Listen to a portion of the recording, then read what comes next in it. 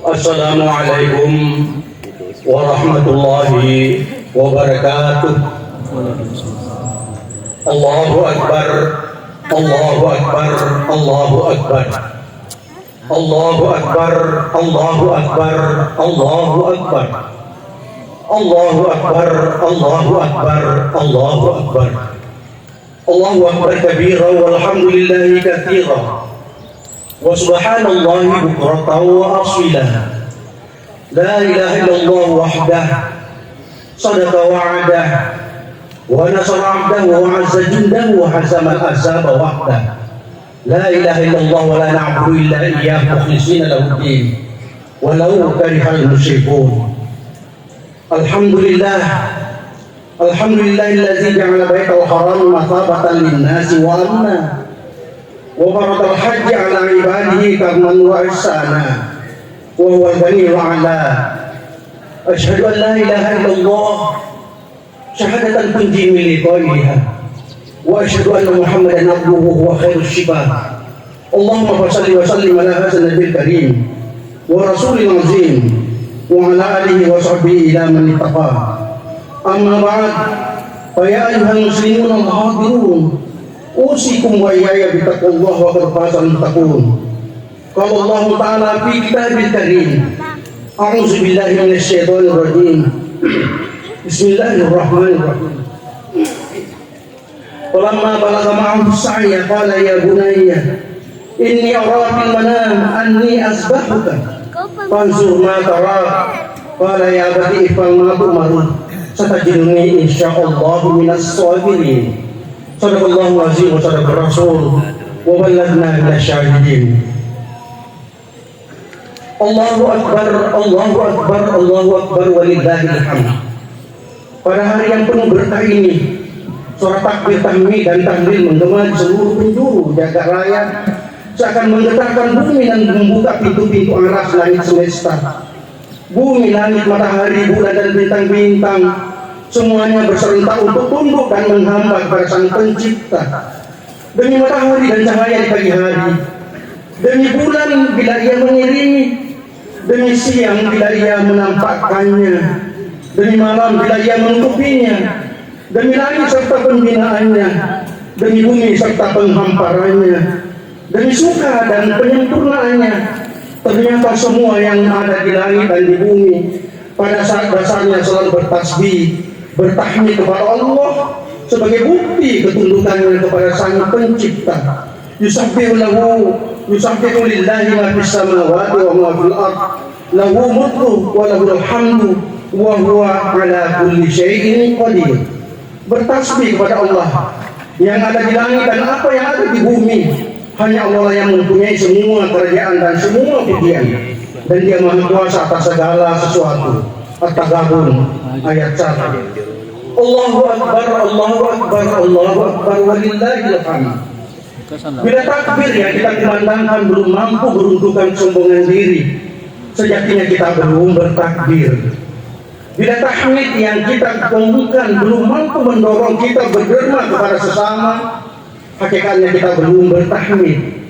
Dan bila tahlil yang kita gemakan belum dapat membentuk pribadi hamba yang tunduk dan taat kepada Ilahi Rabbi, sejatinya kita belum bertahlil.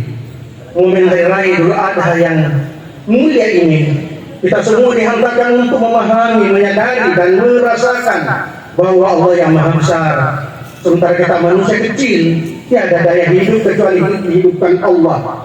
Kekuatan adalah kekuatan Allah. Keselamatan, kesehatan, keamanan dan kekuasaan serta segala-galanya adalah milik Allah. La haula wa la quwata illa billahil aliyyil azim.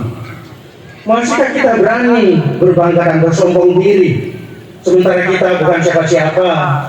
Kita makhluk lemah yang kemana-mana membawa aib dan kotoran. Masihkah kita berani menyombongkan diri karena harta, tahta, ilmu, keturunan dan status? Padahal semua itu hanya titipan, semua milik Allah Subhanahu wa Ta'ala. Allahu Akbar, Allahu Akbar, Allahu Akbar walillahil hamd. Ada 3 hal yang sangat penting dalam peringatan Idul Adha tahun ini, yaitu 1. Haji. Hadirin wal hadirat, kesadaran diri dan pemahaman siapa sejatinya kita, itulah misi utama bulan Zulhijjah. bulan yang dijadikan waktu untuk beribadah haji, yang inti hajinya tidak sah kalau tidak mendapatkan Arafah. Arafah tidak hanya nama tempat yang dijadikan sebagai puncak ibadah, akan tetapi juga sebagai suasana batin yang memahami dan menyadari hakikat diri, hakikat hidup, dari mana kehidupan kita manusia ini, harus bagaimana menjalani hidup ini, dan akan kemana sebenarnya proses perjalanan hidup ini. Output Arafah adalah terlaksananya prosesi wukuf, dan hasil wukuf adalah memahami diri, ma'rifat nafs, dan memahami Tuhan, ma'rifat Rabbah, dan merasakan kehadirannya, hudurul qalb, dalam keadaan apapun manusia. Wukuf artinya berhenti di padang Arafah untuk melakukan perenungan dan menggerakkan pemikiran ke arah netral fitrah. Dalam proses wukuf ini terdapat dua hal yang harus ditekankan, yaitu evaluasi diri muhasabah dan rencana masa depan yang lebih baik. Untuk itu setiap muslim pada dasarnya harus melakukan wukuf di tempat dan suasana kawah candra di muka yang memungkinkan dapat mencuci bersih masa lalu dan mencerahkan visi cita-cita masa depan ke arah yang lebih baik. Ya ayyuhannas allazina amanu taqullah, ya ayyuhallazina amanu taqullah wa tanzur nafsum ma qaddamat lighad wattaqullaha innallaha khabirun bima ta'malun. Hadirin rahimakumullah, bila saudara-saudara kita yang berhaji melakukan wukuf di padang Arafah disempurnakan mabit Musdalifah dan Mina, maka bagi kita di tanah air wukuf kita untuk evaluasi dan proyeksi dapat dilakukan di masjid atau di lapangan ini, di antaranya melalui proses sholat Idul Adha dan majelis-majelis lainnya. Allahu Akbar, Allahu Akbar, Allahu Akbar, walillahil hamd. Manusia masa depan yang harus planning secara matang adalah manusia yang bertakwa, yang sebenarnya takwa, dan manusia yang sempurna takwanya akan tercapai dengan syarat satu: merubah orientasi hidup dari materialisme duniawiyah ke ilahiyah ukhrawiyah, merubah dari cinta duniawi menjadi cinta Allah Rabbul Izzah, berusaha dengan ikhtiar yang sabar tawakal serta pantang menyerah dalam menjalankan ibadah, mampu mengalahkan bisikan diri yang tidak sesuai dengan syariat ilahi, merubah kebiasaan buruk dan menggantinya dengan kebiasaan sunnah yang dicontohkan Nabi Muhammad Sallallahu Alaihi Wasallam. Manusia takwa seperti inilah yang akan melakukan pengorbanan apapun demi menggapai ridho Allah, karena bagi Allah yang menjadi tujuannya ilahi anta maksudi waridhaka matlubi. Kearifan lokal haji orang kita di Bone, jangan sekali-kali bahwa haji itu adalah panggilan. Kadang banyak manusia yang mengandalkan materinya untuk naik haji, ternyata tidak mendapat panggilan dari Allah Subhanahu wa taala. Sekuat-kuat manusia apapun manusia di bintang bumi ini, kalau tidak dipanggil oleh Allah tidak akan berhaji. Kaum muslimin jamaah yang sama-sama berbahagia, jamaah haji di Bone yang disampaikan tadi oleh pemimpin daerah kita, banyak sekali yang waiting list menjadi daftar tunggu sampai 2034 pun mereka akan masih menunggu, sabar menunggu, karena haji itu adalah panggilan, kita harus sabar. Haji di Kabupaten Bone semacam seakan-akan menjadikan haji itu adalah suatu gelar, padahal haji itu adalah salah satu rukun Islam yang keenam. Sehingga kalau kita menjadikan gelar haji, banyak sekali orang yang pamer, banyak sekali orang yang gagah-gagahan karena hajinya. Seketika pulang dari haji ingin memakai cipok-cipok dan jubah besar, ketika ada acara dia yang terganda, dia duduk di garda terdepan untuk memperlihatkan hajinya. Haji seperti inilah yang tidak dibolehkan oleh Rasulullah Sallallahu Alaihi Wasallam. Haji adalah ibadah sosial. Ibadah sosial yang dimaksud di sini adalah ibadah yang pahalanya bukan hanya kepada pribadinya, akan tetapi haji itu juga bermanfaat kepada seluruh umat manusia. Pada suatu ketika sahabat Rasulullah SAW melaksanakan ibadah haji dengan perjalanan dari kampungnya menuju ke Mekah.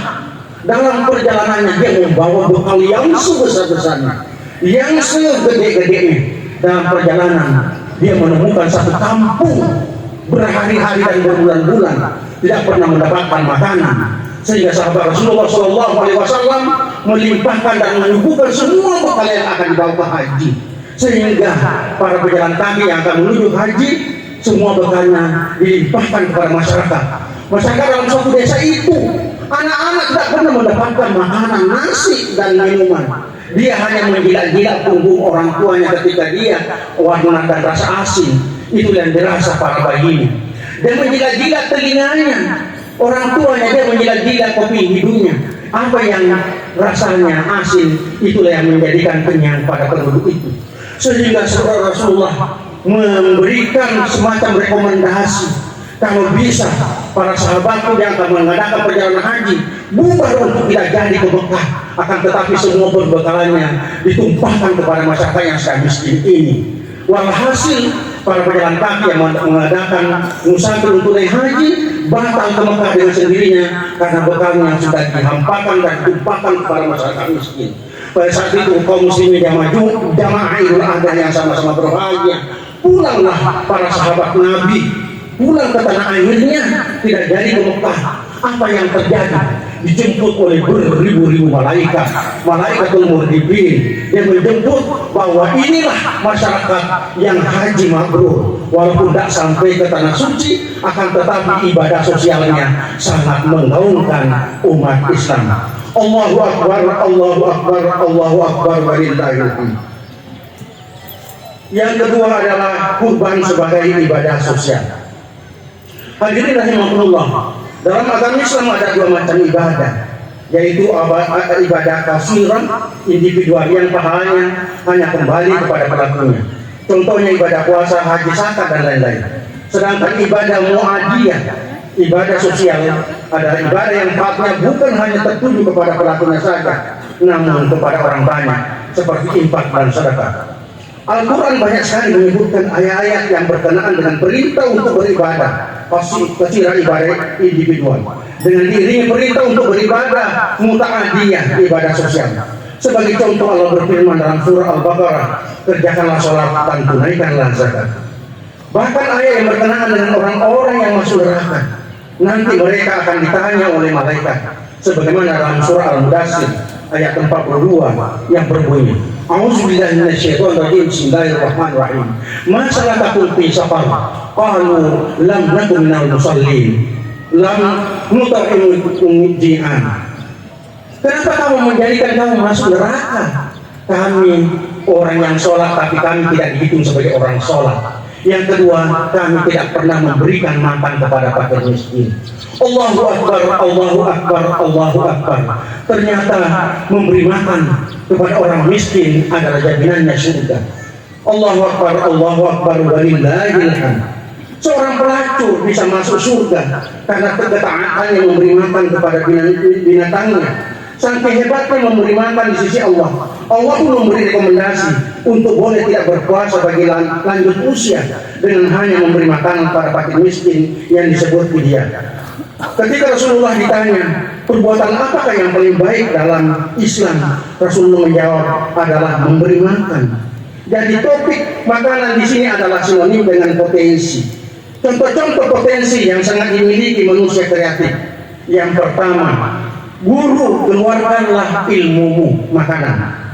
Polisi, keluarkanlah pengamananmu, itu adalah juga potensi makanan.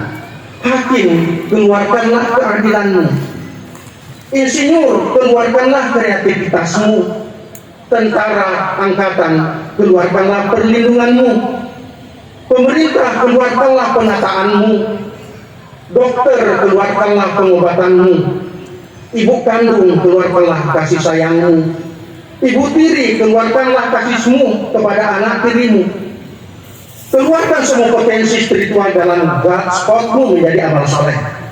Zakatkan fitrahmu menjadi langkah nyata. Jadi ibadah individual tidak selamanya sendiri-sendiri dan terpisah dari ibadah sosial. Ada kalanya bersama dengan ibadah individual dan ibadah sosial, seperti ibadah kurban yang kita rayakan pada hari ini.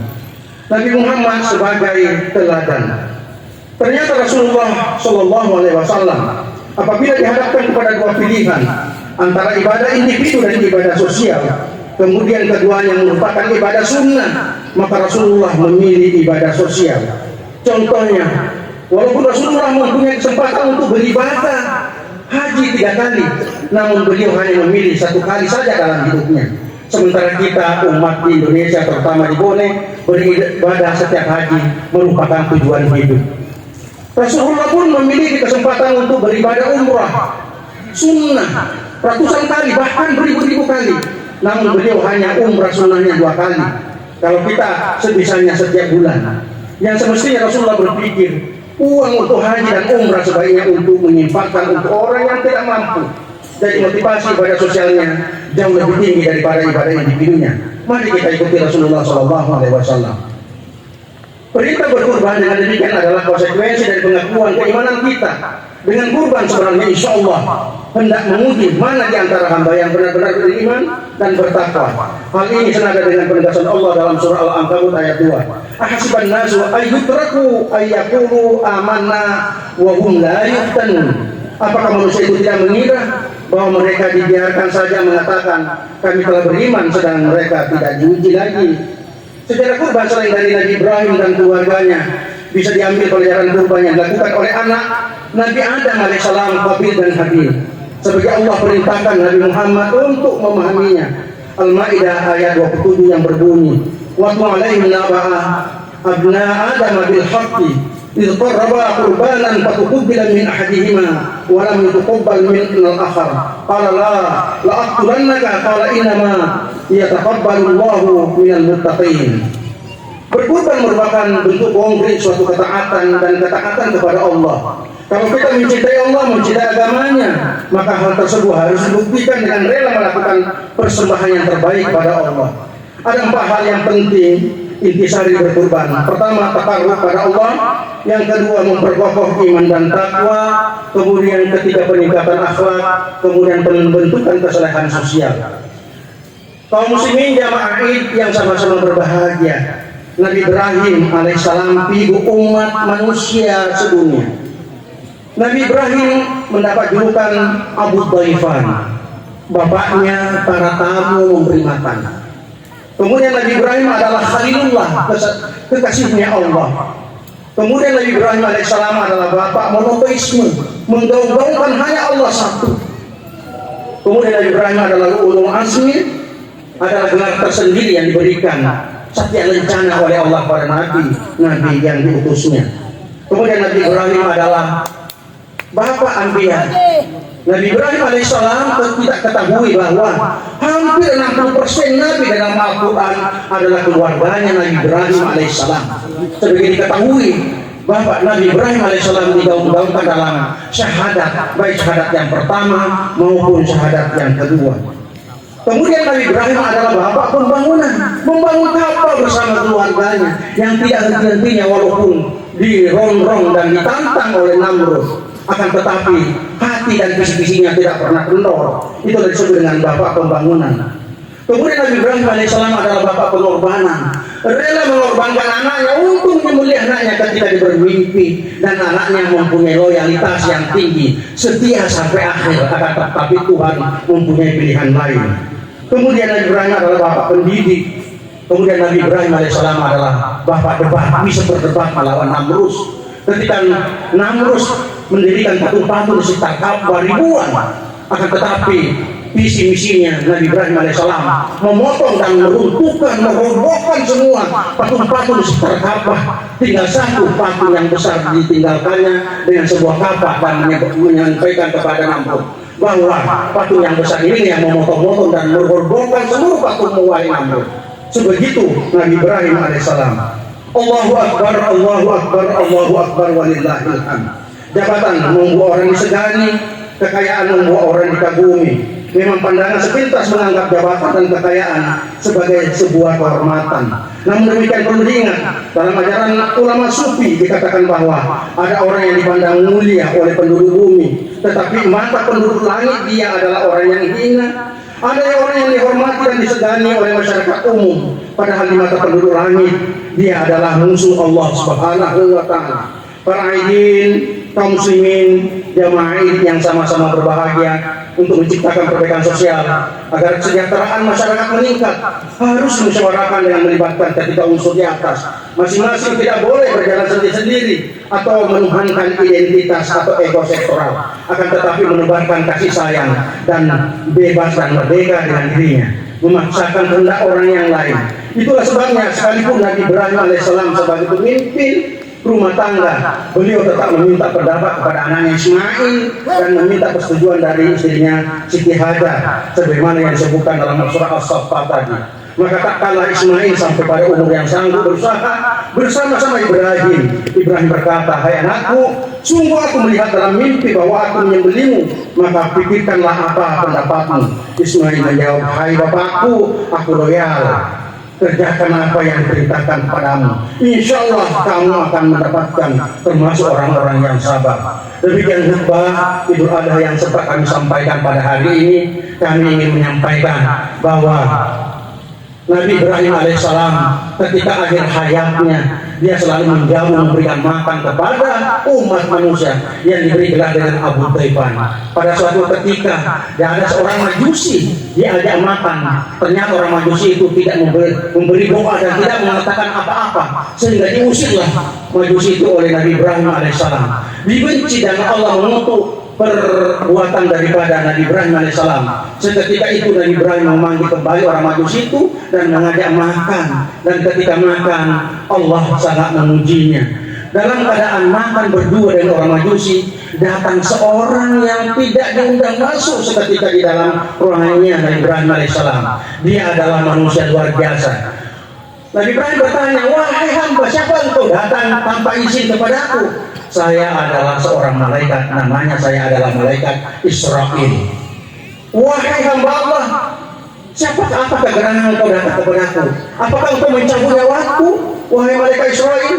"Oh tidak, saya ingin menyampaikan berita gembira bahwa kamu adalah mendapat gelar Khalilullah, orang yang dikasihi oleh Allah Subhanahu wa taala, karena engkau selalu memberi makan kepada orang-orang yang membutuhkan makanan." Barakallahu li wa lakum fil Qur'anil Karim wa nafa'ani wa iyyakum bima fihi minal ayati wasiqil hakim wa taqabbal minna wa minkum tilawatah innahu huwas samiul alim.